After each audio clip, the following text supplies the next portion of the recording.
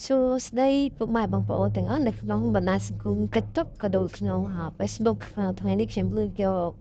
មួយការតបជូតមួយសម្រាប់ខ្លាំងលើតុធ្វើការនឹងតាមតុបន្ទប់គេងក៏បានដែរហើយសម្ភារៈថាយើងមានចំនួន3ពណ៌មានពណ៌បៃតងពណ៌ត្នោតពណ៌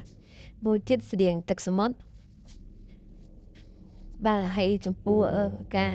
ធ្វើនេះគឺយើងយកលូពីសរសៃមកយើងគុំចូលគ្នាទាំងវិញឲ្យជាប់ឲ្យបានជាវែងអញ្ចឹងដូចឃើញក្នុងវីដេអូបង្ហាញអញ្ចឹងបាទ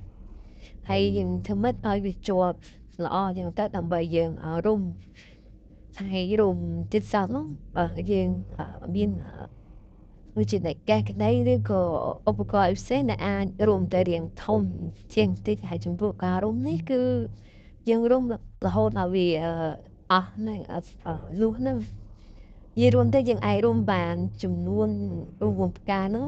7ទៅ8រង្វង់អាស្រ័យលើឧបករណ៍ដែលយើងរុំហ្នឹងបាទហើយដល់ពេលរុំហើយយើងញាត់ថាកតុយហ្នឹងទៅបត់វិញចុះឡើងចំពោះអាកតុយដែលនៅសល់ឲ្យភ្ជាប់នៅពេលដែលយើងទាញគ្រាទៅមកគឺយើងបត់វានេះមីស្រួលមិនជាប់ហើយវិធីងាយស្រួលយល់ស្រួលធ្វើបាទពេលដែលយើងសម្រាប់វាហើយយើងចាប់ការពុតវាចុះក្រោមម្ដងមួយតែហើយយើងយកដៃមេដៃចង្អុលយើងបាទប្រវាយវាឡើងលើបាទដូចឃើញក្នុងវីដេអូអញ្ចឹងបាទយើងមកវាយវាទប់ចំនួនរង្វង់ដែលយើងបានធ្វើហ្នឹងហើយដូចឃើញជាស្ដែងអញ្ចឹងរង្វង់ដែលយើងរួមហ្នឹងគឺបានចាប់ពី7ឬក៏8ឬក៏9ទៅតាមឧបករណ៍ដែលយើងយកប្ររួមវាហ្នឹងបន្ទាប់ពីយើងរួមហើយយើងសល់បន្ទុយហ្នឹងគឺយើងយកកតៃកាត់វាស្អាតដើម្បីយើងធ្វើតងឲ្យវាផ្កាតភ្ជាប់ជាមួយនឹងធ្វើផ្កាហ្នឹងហើយបន្ទាប់មកយើងធ្វើបណ្ដូរឲ្យបណ្ដូរយើងជ្រើសរើសយកលូកម្មនិយាយដែលយើងអត់បង្ហាញហ្នឹងគឺយើងបញ្ឈរវាបន្តិចទៅយើងរួមវាឲ្យទូចបន្តិចបន្ទាប់មកយើងមូលវាជាប់យើងកាត់វាហើយយើងធ្វើធំក៏បានតូចក៏បាននិយាយទៅយើងមើលទៅសមតាមប្រភេទផ្កាយើងតែបើយើងដាក់ធំពេកក៏វាមិនស្អាតដាក់ទូចពេកក៏វាមិនស្អាតដែរបន្ទាប់ពីយើងធ្វើរួចយើងដាក់ផ្កានឹងបិទឲ្យជាប់បន្ទាប់ពីបិទជាប់យើងស្រង់តាមចិត្តខ្ញុំតាំងយើងយក color ពណ៌យកមកថាត់វាដើម្បីឲ្យវាលេចចេញនៅសម្រស់ផ្កាហ្នឹងមើលទៅកាន់ស្រស់ស្អាតបាទយើងផាសវាថាទៅហើយចំពោះ color ផ្កាហ្នឹងយើងស្រឡាញ់ម៉ូតឲ្យយើងដាក់ហូតហ្នឹងទៅនេះដាក់តាមខ្ញុំក៏ហ៊ានមិនអីដែរណាពណ៌អីផ្សេងដែលយើងជួយចាប់ហើយចំពោះពណ៌ផ្កាហ្នឹងយើងចង់ធ្វើហូតអីក៏បានដែរប៉ុន្តែយើងកុំភ្លេចចំពោះអលូកម្មយាយពណ៌បៃតងនេះសម្រាប់យើងធ្វើតងផ្កានិងស្លឹកបាទហើយយើងព្រោះនេះសម្រាប់ឲ្យយើងធ្វើជាតងឲ្យយើងភ្ជាប់ជាមួយនឹងផ្កាហ្នឹងអញ្ចឹងយើងមូលបិទតាមវីដេអូដែលខ្ញុំបានបង្ហាញហ្នឹងបាទយើងបិទចុះឡើងទៅយើងពុតធ្វើម៉េច3ក៏បាន4ក៏បាន5ក៏បានណាហើយយើងចាប់ដើមណាកែវបិទបាទចារួចហើយហើយយើងយកផ្កាហ្នឹងមកបិទគឺយើងបិទហើយយើងទុកវាឬក៏យើងផ្អាប់វាឲ្យបានបន្តិចណាដើម្បីឲ្យវាជាប់បន្ទាប់មកយើងធ្វើចំនួនតាមដែលយើងចង់បានណាយើងអត់កំណត់ថាធ្វើតាមវីដេអូប៉ុណ្ណាគឺថាប៉ុណ្ណឹងទេអាស្រ័យលើបងប្អូនធ្វើច្រើនឬក៏តិចបាទធ្វើច្រើនដាក់នៅក្នុងថោវាសំតែនឹងថោដែរនេះយើងដល់វគ្គយើងធ្វើរបៀបដូចជាធាងវាបាទធាងវាហ្នឹងគឺយើងដាក់លម្អឲ្យវាមើលទៅវាកាន់តែមានភាពស្រស់ស្អាតហើយចំពោះធាងយើងមើលទៅយើងកាត់លូជា2ហើយក្នុងកំណាត់ជា2ហ្នឹងយើងហើយក្នុងកំណាត់2សរសៃហ្នឹងយើងធ្វើដូចតែគ្នាអញ្ចឹងប៉ុន្តែជាមួយធ្វើយើងធ្វើដាក់តិចដាក់ច្រើនអាស្រ័យលើយើងមើលប្រភេទផ្កាយើងដាក់ច្រើន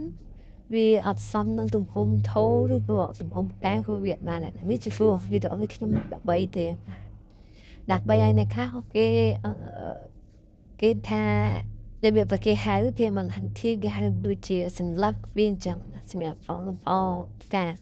នៅពេលដែលយើងធ្វើរួចយើងរៀបចំអឺដាក់លម្អតាមក្រោមហើយយើងចូលដល់ខ្វិចគឺយើងធ្វើកាន់ហ្នឹងយើងរៀបដាក់ជាមួយថាលម្អយើងចង់ធ្វើកាន់ប្រហែលយើងធ្វើរបៀបមួយដែលយើងចេះក៏យើងធ្វើតែនេះខ្ញុំធ្វើរបៀបវិញកាន់ហើយយើងដោតជាមួយនឹងផ្កាហ្នឹងដើម្បីតាក់ទាញឲ្យមានអង្កាំផងមានធាងផងហើយនេះចំពោះនេះយើងធ្វើរបៀបគេសន្លប់វែងនៅពេលយើងដោតលម្អហ្នឹងគឺវាជួយឲ្យស្ថិតសុខភាពផ្ការបស់យើងវាមើលទៅកាន់តែស្រស់ស្អាតអញ្ចឹងបាទហើយយើងចូលការធ្វើអឺ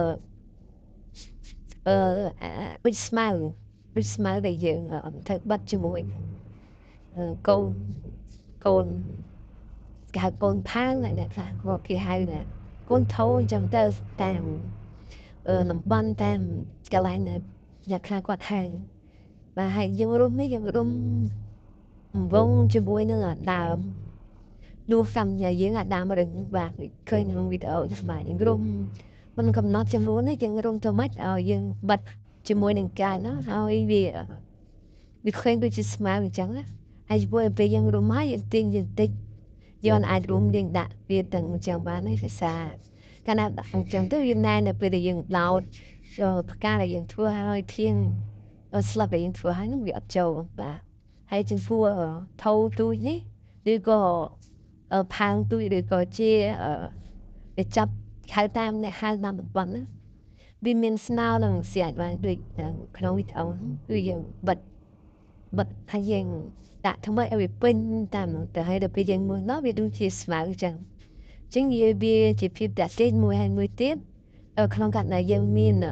អាស្មៅដូចរបៀបអំបោះហ្នឹងក៏យើងយកមកវត្តវាបានដែរហើយនេះដើម្បីយើងឆ្នៃតាមអ្វីដែលយើងមានដែលយើងយករូបកម្មយើងហ្នឹងយកមកឆ្នៃធ្វើជាស្មៅបាន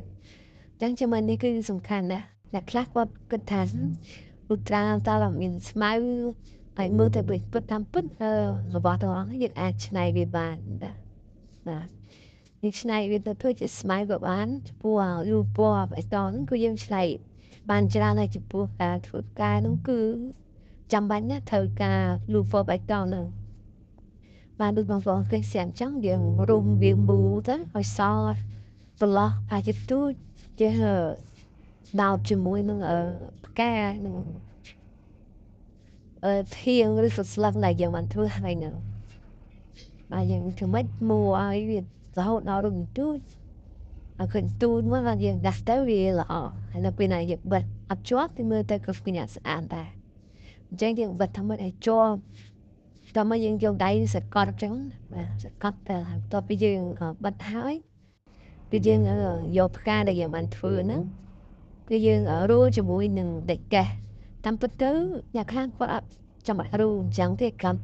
ដោតចូលមកតែនេះយើងរួហ្នឹងដើម្បីឲ្យវាស្រួលក្នុងការសោតឯសារពេលដែលយើងរួទៅវាមានមុខតូចបាទកាលណាយើងអត់រួទេគឺយើងអត់មានតូចទេឥឡូវវាថោតតាមចិត្តយើងថោតថ្មីរៀបចំឲ្យស្អាតបាទបន្ទាប់នៅឃើញនៅក្នុងវីដេអូទាំងក្បាលវីដេអូទាំងចុងវីដេអូឃើញនៅពេលដែលយើងដោតគឺយើងរៀបចំលៃលកខ្លួនឯងតាមអ្វីដែលយើងគិតថាស្អាតចឹងបាទហើយវីដេអូចុងបញ្ចប់គឺសូមអរគុណដល់ពុកម៉ែបងប្អូនដែលបានទស្សនា